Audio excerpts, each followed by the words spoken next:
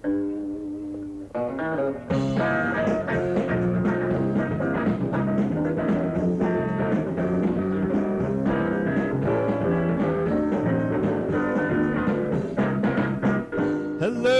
and welcome to the first episode of the Bad Times, Good Stories podcast. I'm Joe Flanders. And I'm Andrew Porter. And we're really happy to have you here. This is the podcast where once a week we'll have a different guest on, and they're going to tell us about something. What are they going to tell us about, Andrew? Well, they're going to tell us about a story from their past that was just downright horrible, really awkward, anxiety-inducing. Just one of those types of moments that we've all had. But with time, they've been able to kind of laugh at it, and hopefully all of us can kind of learn from it. So it's one of those types of tales. Yeah, the first guest was actually your cousin, Andy Biersack, from the band Black Veil Brides. Yes. His story is something else. It's just one fresh hell after another. Series of unfortunate events. Yeah. It started with a pretty big injury in front of a lot of people, and then just went down the rabbit hole from there. So it's a bad time, but a good story. So it fits pretty perfectly. Yes, exactly. So we're really happy to get to that in a second.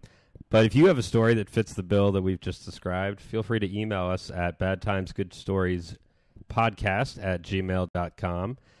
You can also find us on the Instagram and the Twitter and the Facebook and what have you.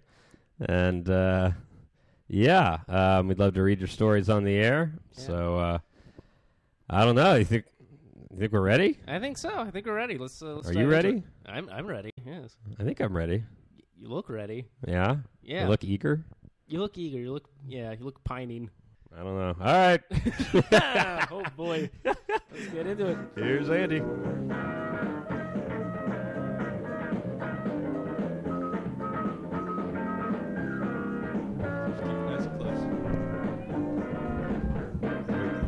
Is that a good level? Oh, that's a great level. I can keep all of my conversation down to this part of my register. Just speak ominously. Yeah. So I was in a hotel and smooth jazz. Yeah. Welcome to Bad Times, Good Stories. Yeah. See, you should have me do the intro. I've never broken any bones. Have you? Oh, I've broken my right hand maybe 3 or 4 times. Yeah, about 3 or 4 times. The same hand? Yeah, the same hand. Same right I hand? already have, the same right hand. And actually, I got surgery on it the last time because I also tore like a ligament off of it.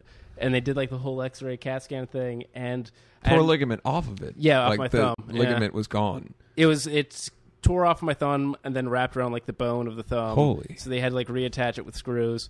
And when I went in to like figure out whether or not I needed surgery, the doctor sat down and was like, well, first things first, you have arthritis. And I was like, oh, I had no idea. Great. He's like, yeah, you have early arthritis. It's only going to get worse. There's no treatment for that. And I was like, oh, thanks. First things first. Yeah, and then he goes, and he goes, secondly, you will need surgery too. I was like, oh, so that's not going to help the arthritis at all, is it? He's like, no, it's going to make it worse. I'm like, great. Thank you. So that was like the last time I broke it. But the other times were all just growing up doing stupid shit, going off of like zip lines wrong, playing field hockey in like high school PE. I only ever had injuries as a kid from sports. So like I played hockey as a kid. So that'll definitely do it. Yeah.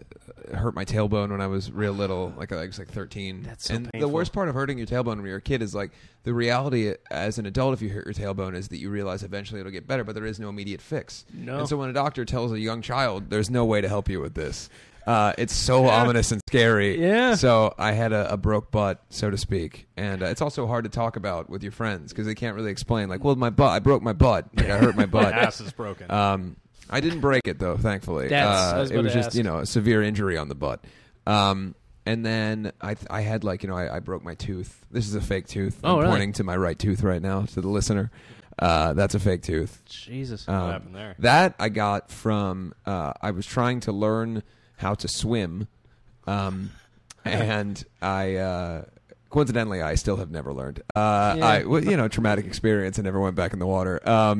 I was trying to learn how to swim at this local public park, and the west side of Cincinnati in the early 90s had just its peak of local public parks that were trying to have programs happen for people who had like basically kids of parents who had to work full time. Yeah. So there was no shortage for some reason. Everywhere there was like a boom in daycare services, and my parents both worked full time, so I went to all of them, whether it was the YMCA or the city commission or whatever it was. I would bounce all around. So one of them was a daycare that was in a local public pool and park area where they have since destroyed the park because the slides were made of metal, and the city got sued because so many people had burned skin off of their legs from the sunlight. The other thing that happened there was our uncle Mike. It was coach pitch baseball, and I hit him in the balls.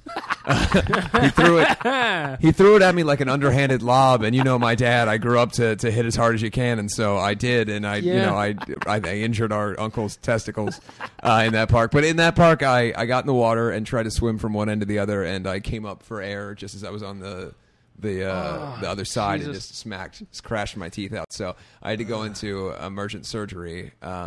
And I still go to the same dentist because I don't have a dentist in Los Angeles. I've lived in LA for 8 years, and I only visit the dentist when I go home. Yep. Me too. Same here. Yep. Yeah. That's why it's so fun. When I think of home, I have such wonderful thoughts. I'm like, oh, I'm going home. I can go to the dentist. Sure, my mom always tries to schedule that stuff. Yeah. Oh, you're going to be home? Let's we'll go to the teeth DMV cleaning or something. And yeah, exactly. The worst things possible that you can do at home. The adult chores. But you had one epic fail. Right? Well, you're going to have failure when you try to do the impossible. And the way I look at my injury that we're going to discuss today is, and it was an attempt to fly by a human being who was, at the very least, making poor decisions at the time. People would like to think that, and we'll obviously get into what this is, but people would like to think that I was like drunk out of my mind at the time. I wish I could blame that. I was not. That'd be a good excuse if you had it. I think I had a few drinks, but it certainly wasn't a situation where this would have been, merited. I should have done better with my brain and my arms and all the other things that made me do this.